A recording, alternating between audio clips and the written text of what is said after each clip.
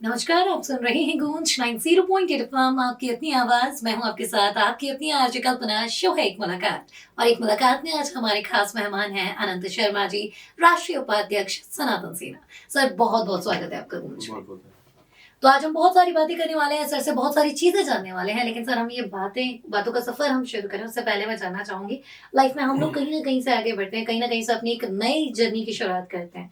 ऐसे में सनातन सेना के साथ आपके सफर की शुरुआत कैसे हुई? मेरे अंदर बचपन से ही एक ये भावना रही थी कि मैं हिंदुत्व के लिए काम करूं और सनातन के लिए काम करूं, क्योंकि अगर हम सनातन हैं और हम एक सनातन परिवार से आते हैं तो उसमें कहीं ना कहीं मुझे स्टार्टिंग से ही लगता था कि मुझे देश के लिए कुछ ना कुछ कार्य करना है। ऐसे धीरे धीरे मैं निरंतर अपना कार्य करता गया सनातन के लिए। आरएसएस में भी मैं हूँ, राष्ट्रीय स्वयंसेवक संघ का भी मैं स्वयंसेवक हूँ। उसी मार्ग पर मैं चलता रहा तो धीरे धीरे फिर राष्ट्रीय सनातन सेना ने मुझे राष्ट्रीय उपाध्यक्ष का दायित्व दिया है। जी, जैसे कि सर अभी आप सनातन सेना से जुड़े हुए हैं, तो मैं जानना चाहूँगी सर, क्या कार्य ये राष्ट्रीय सनातन सेना करती है? राष्ट्रीय सनातन सेना का जो मुख्य काम है वो है गौ सेवा और अपना हिंदुत्व के मतलब जो भी आज हमारे देश के अंदर जो भी समाज में जो विघटन हो रहे हैं, जो समाज अलग अलग दृष्टि से हम लोग एक दूसरे को देख रहे हैं कि ब्राह्मणों को अलग देख रहे हैं, ठाकुरों को अलग देख रहे हैं, दलितों को अलग देख रहे हैं। तो सनातन सेना का मेन उद्देश्य यही है कि देश के अंदर से ये जातवाद का सिस्टम खत्म हो और हम सब अगर हिंदू हैं तो वो हम एक झंडे के नीचे हम सभी लोग रहें, एक परिवार की तरह हम लोग सभी रहें। जी, सर अब जानना चाहूँगी, जैसे हम खुद अगर हम बात करें तो हम हमारे देश की अगर हम बात करें, हिंदू की पॉपुलेशन ज़्यादा है। हम लोग अगर नंबर्स में भी बात करें तो नो डाउट अभी हिंदू की संख्या ज़्यादा है। तो ऐसे में अपने ही देश में क्यों सनातन सेना की आवश्यकता हमें पड़ी? इसलिए जरूरत है क्योंकि कुछ हिंदू हमारे ऐसे हैं जो अभी भी हमारी परंपराओं से वंचित हैं। आज हमारे छोटे छोटे बच्चे हैं, 6-6 7-7 साल के हमारे बच्चे हैं, उनको हमारे इतिहास के बारे में बिल्कुल जानकारी नहीं है, उनको रामायण के बारे में जानकारी नहीं है, भगवत गीता के बारे में जानकारी नहीं है। तो कई हिंदू संगठन है जो उनको टाइम टाइम पर अपनी परंपराओं को बता रहे हैं कि आप अपने हिंदुत्व को जानिए, अपने कल्चर को जानिए कि कैसे हमारे कल्चर में हमारे फेस्टिवल्स हैं उनको हम कैसे एंजॉय करें, उन फेस्टिवल्स को कैसे हम लोग देखें।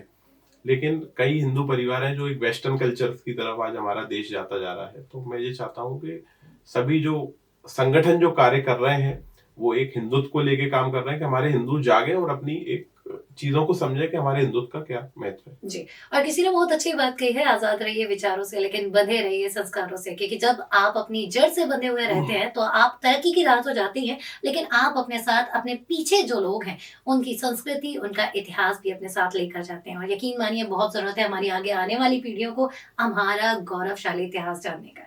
सर, इसी के साथ अगर मैं बात करूँ, बहुत सारी चीज़ें, बहुत सारे ऑर्गनाइज़ेशंस ग्वालियर में काम कर रहे हैं, अलग-अलग तरीके से काम कर रहे हैं। अगर हम गरीब बच्चों की शिक्षा को लेकर बात करें, क्योंकि शिक्षा हमेशा से ही एक बड़ा मुद्दा रहा है, चाहे फिर हमारी सरकारें हों या हम एज़ अ समाज में भी देखें, तो हमारा कहीं न कहीं दायित्व है कि ये बच्चे इस तरीके की जो बेसिक उनकी नीड है, स्पेशली शिक्षा से वंचित ना रहें।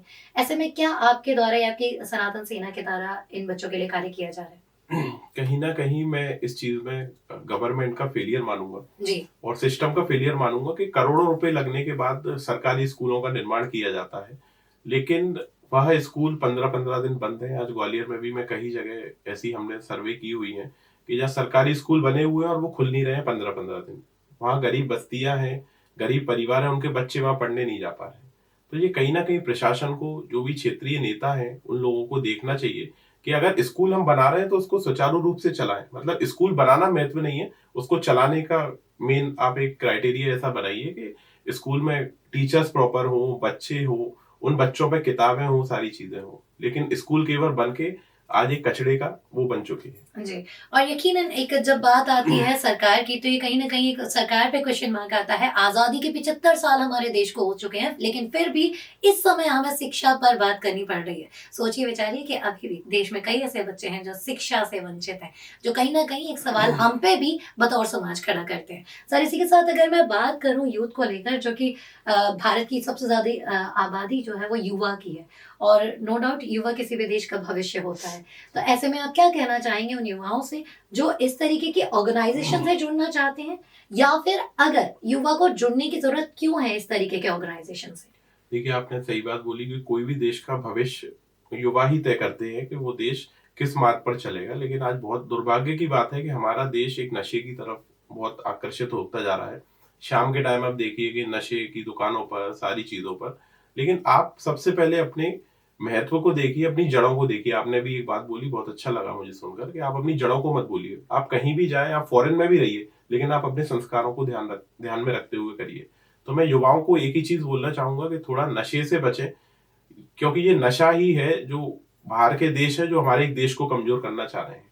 क्योंकि जी। युवा ही होते हैं जो हमारी आने वाली पीढ़ियों पर एक अच्छे मार्ग पर हमारे देश को ले जा सकते हैं। जी। सर, जैसे कि अभी आपने बताया आप आरएसएस से भी जुड़े हुए जी, हैं और आप राष्ट्रीय सनातन सेना में भी जी, उपाध्यक्ष हैं।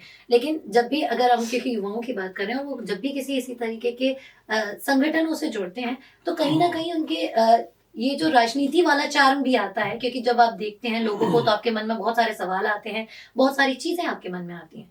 तो उनके दिमाग में भी कहीं न कहीं आता है कि वो राजनीति में आगे बढ़कर कुछ राजनीतिक या कुछ ऐसे पद अपने लिए ले लेंगे। लेकिन कहीं न कहीं जब आप किसी संगठन में होते हो तो आपको बिल्कुल निचले स्तर से शुरू करना जी। होता है। तो आप क्या मानते हैं सर कि अगर आप किसी भी संगठन से जुड़ते हैं, तो आप निचले स्तर पे काम कर रहे हैं तो आप वहीं रह जाएँगे या फिर आपको आगे बढ़ने का मौका संगठन देता है? नहीं, बिल्कुल संगठन आगे बढ़ने का मौका देता है, लेकिन उसमें आपका व्यक्तिगत हित भी संगठन जानना चाहता है कि आप किस मार्ग पर उस दायित्व को रखेंगे। आज जैसे मैं राष्ट्रीय उपाध्यक्ष हूँ सनातन सेना में, तो मैं एक बहुत ही साधारण तरीके से रहता हूँ। साधारण विचारधारा है मेरी, जो भी मेरा पदाधिकारी है हमारे संगठन में। एक चीज़ बहुत अच्छी है कि जो भी पदाधिकारी, अगर वो हमारे संगठन में पदाधिकारी नहीं है और नॉर्मल सदस्य है, तो उसका भी हम वही मान-सम्मान उसको रखते हैं, उनसे उसी प्रकार से बातचीत की जाती है। क्योंकि संगठन सभी लोगों से संगठित होके संगठन बनाया जाता है। संगठन ये नहीं है किसी एक व्यक्ति विशेष का है या ये है। पूरी कोर कमिटीज़ हैं, वरिष्ठ अधिकारी हैं हमारे, वो लोग पूरा किसी एक व्यक्ति के ऊपर पूरा सर्वे किया जाता है कि इस व्यक्ति को अगर हम आज आगे लेके जाएँगे तो देश को किस दिशा में लेकर जाएगा। जी। सर, इसी के साथ अगर मैं जानना चाहूँ हम जब भी आगे बढ़ते हैं बहुत सारे चैलेंजेज़ हमारी लाइफ़ में आते जी। हैं। आपकी लाइफ़ के कोई ऐसे चैलेंजेज़ जहाँ आपको लगा हो कि ये आपकी लाइफ़ का सबसे टफ़ेस्ट मोमेंट है? बहुत कई बार हमारी लाइफ में ऐसे चैलेंजेस आए हैं। कई बार हमने कुछ देश में, अगर हमने हिंदुओं को लेकर कुछ आवाज़ उठाई है, तो कई बार हमारे बड़ी मस्जिदों से फतवे जारी हो चुके हैं। हमको कई बार धमकियों का सामना करना पड़ता है।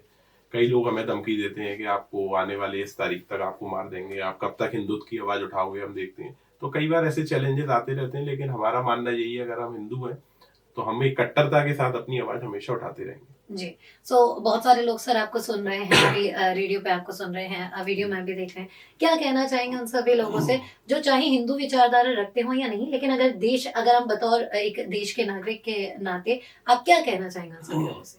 मैं सभी से एक ही चीज़ बोलना चाहूँगा कि अगर आप हिंदू हैं, तो एक आप पहले अपने हिंदुत्व के लिए कार्य करें। और पहले सबसे बड़ी बात तो ये है कि जो जात-पात की अपन आज कर रहे हैं, आज हम दलितों को नीची दृष्टि से देखते हैं, सारी चीज़ें हैं, तो जी। ये चीज़ मानसिकता पहले हमारे युवाओं को बदलनी पड़ेगी, नई जनरेशन को बदलनी पड़ेगी। आज हमारे बुजुर्गों ने अगर जो गलतियाँ करी हैं, वो गलतियाँ हम लोग ना करें, क्योंकि इसका कहीं न कहीं राजनेता, कहीं न कहीं पॉलिटिकल पार्टीज़ इस चीज़ का बहुत फ़ायदा उठाती है, और इसमें आप और हम लोग शिकार बनते हैं। जी। और यकीनन अगर आप एक देश के नागरिक हैं, तो सबसे पहले आप नागरिक हैं, सबसे पहले हमारा देश आगे आता है और याद रखिए देश से बढ़कर कुछ भी नहीं। तो जब भी मौका मिले देश प्रेम दिखाने का, एक साथ आइए, एक छत के नीचे आइए क्योंकि देश हमारा तो ज़िम्मेदारी हमारी। Thank you so much sir, बहुत सारी बातें हमने आपसे की, बहुत सारी बातें जानी। जाते-जाते ग्वालियर को क्या कहना चाहेंगे?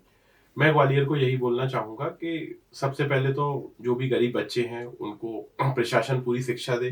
जो स्कूल बंद पड़े हैं, स्कूलों में वहाँ पर मैनेजमेंट अच्छी तरीके से हो। और हॉस्पिटलाइज़ेशन के लिए भी मैं बोलना चाहूँगा कि सरकारी हॉस्पिटलों में बड़ी इतना 1000 बिस्तर का हमारा अस्पताल बना हुआ है ग्वालियर में, लेकिन उस हिसाब से वहाँ पर लोगों को ट्रीटमेंट नहीं मिल पा रहा है।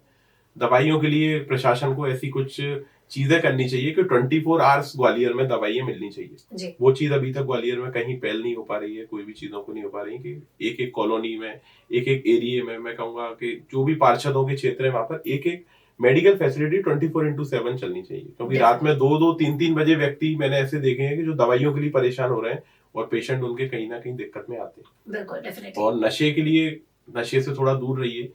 बहुत से नशे हैं, ड्रग्स वगैरह जैसी चीज़ें भी हमारे ग्वालियर में बहुत कॉमन हो चुकी है। उसमें भी मैं प्रशासन से यही बोलना चाहूँगा कि सख्त से सख्त कार्रवाई की जाए, और ट्रैफिक व्यवस्थाओं को लेकर भी कि चेक पोस्ट बनाए जाएँ। रात में 8 बजे के बाद मैं मानता हूँ कि हमारी जो मातृशक्ति है, वो अपने आप को ग्वालियर में सुरक्षित महसूस नहीं करती हैं। जी। उस चीज़ को लेकर भी पुलिस को हर जगह पर, हर चौराहे पर अपनी सुरक्षा लगानी चाहिए कि कोई नशे में है। ड्रिंक एंड ड्राइव के बहुत मामले आते हैं, लेकिन पॉलिटिकल हब हमारे ग्वालियर में इतना हावी है कि कहीं ना कहीं वो लोग सरेआम गुंडागर्दी कर रहे हैं और ऐसे काम हो रहे हैं। सर कहीं ना कहीं जैसे आपने कहा कि राजनीति हावी है और बहुत सारी ऐसे फैसले भी होते हैं कई बार शासन प्रशासन के जो राजनीति से प्रेरित होते हैं। तो वही मैं आपको आपका पॉइंट ऑफ व्यू जानना चाहूंगी, बतौर आप राष्ट्रीय सनातन सेना के उपाध्यक्ष हैं। क्या आपको लगता है कि इस तरीके की चीजें कितना किस हद तक, किन दायरों में अगर हम चीजें करें तो हम ग्वालियर को बेहतर बना सकते हैं बिना किसी पॉलिटिकल पावर में बटे हुए? सबसे बड़ी बात तो मैं ये बोलना चाहूंगा, पॉलिटिकल लीडर से मैं ये बोलना चाहूंगा कि प्रशासन को उनका काम उनके फ्री हैंड होकर करने दीजिए, क्योंकि पुलिस को अगर उनको फ्री हैंड होकर काम किया करने देंगे तो कहीं ना कहीं सारी चीजें बहुत अच्छे रूप से हो सकती है। लेकिन कहीं ना कहीं पॉलिटिकल दबाव पुलिस प्रशासन के ऊपर रहता है, जिस वजह से वो तरीके से काम नहीं कर पा रहे। जी। तो सर जैसे कि आप आरएसएस से भी जुड़े हुए हैं, तो कहीं ना कहीं भारतीय जनता पार्टी का भी जी। जो है माना जाता है कि क्योंकि जी। सरकार मध्य प्रदेश में, तो कई बार ये सारी चीजें भी होती हैं, दो गुटों में बटा हुआ है, या ये सारी बातें हाँ। हर बार सामने आती हैं। आप इस पे क्या कहना चाहेंगे सर? गुटबाजी है या फिर एक स्ट्रेट राजनीति है? देखिए, गुटबाजी कीजिए, मैं कहूंगा सारी चीजें कीजिए, लेकिन उसके बीच में एक चीज होनी चाहिए, जनता परेशान नहीं होनी चाहिए। बिल्कुल। क्योंकि जनता आपको एक जनसेवक के तौर पर आपको चुन रही है। अगर जनता ही परेशान होगी तो फिर कैसे आप बनेंगे? विधायक आते हैं अपने चुनाव के 1 साल पहले आते हैं, आपके पास मिलने आएंगे, आपके सारे काम कराएंगे, 4 साल लेकिन उन लोगों का पता नहीं रहता। तो आप जनसेवक है तो आप जनता के बीच में तो रहिए, उनकी आवाज तो उठाइए। मैं किसी भी पार्टी का पॉजिटिव और नेगेटिव नहीं बोलना चाहूंगा, चाहे बीजेपी हो चाहे कांग्रेस हो, लेकिन एक जो भी जनसेवक है, एमएलए है, पार्षद है, तो उसको अपना दायित्व अपना तरीके से समझना चाहिए कि हमें अपने क्षेत्र में क्या क्या समस्या है उनको हमें क्लियर करना चाहिए। अगर वही चीज रखेंगे तो राजनेताओं की ऐसी जरूरत ही नहीं पड़ेगी कि बड़े राजनेता कोई है अपन को उनके पास जाना पड़े। आपके जनसेवक ही अगर इतना आवाज उठाने के लिए मजबूत है तो वो कहीं ना कहीं आपकी समस्याओं को सुन सकते हैं। जी। और लोकतांत्रिक देश में भारत सरकार आपको सबसे बड़ा अधिकार देती है, वोट का अधिकार। तो जब भी आपको इसका मौका मिले सोच समझ कर चुनिए, क्योंकि जैसा कि सर ने कहा, आपके जनसेवक कैसे हैं ये सबसे ज्यादा डिपेंड करता है। आप अगर किसी भी परेशानी का सामना कर रहे हैं तो thank you so much sir for your precious time. आपका बहुत बहुत धन्यवाद, बहुत बहुत आभार। जय श्री राम। सो गाइस, ये था एक मुलाकात में आज का सफर। अगले हफ्ते फिर होगी आपसे मुलाकात एक नए मेहमान के साथ। तब तक आप कहीं मत जाइए, सुनते रहिए मेरी यानी कल्पना के साथ गूंज 90.8 FM, आपकी अपनी आवाज।